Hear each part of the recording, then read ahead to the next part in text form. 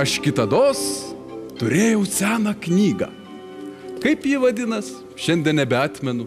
Užrito metai kiekvieni po akmenį ir užmarštim, kaip pelenai susnigo. Patraukė seną žalią sklastį, aš įėjau vidun į tą knygelę. Nes knygoje kiekvienoj yra durelės, tik ne visiems pavyksta jas atrasti. Toje knygoje aš sutikau keisčiausius savo draugus. Mažąją mergaitę Dorotį,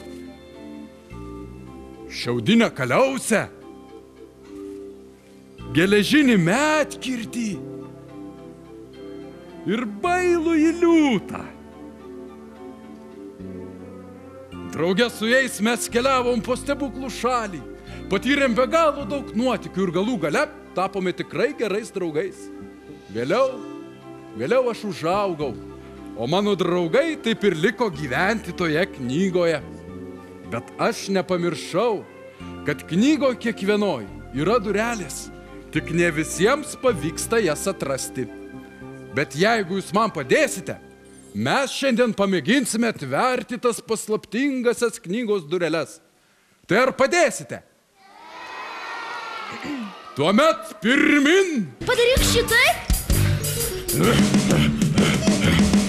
Geltonų plytų kelias, kiekvienam nutiestas į svajonių miestą, kur smaragdai žėri.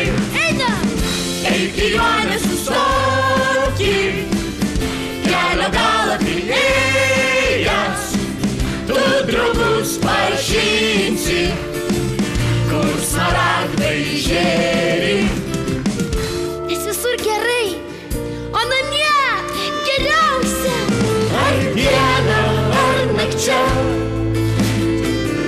ant pilko lanko, tave seniai jau laukia namai.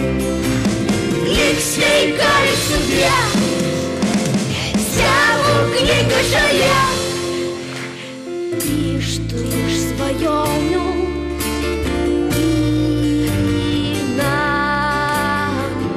Geltonų plytų kelias, Sudie, su tavim palieka. sudie. Stebuklinga šalia, lik sveika ir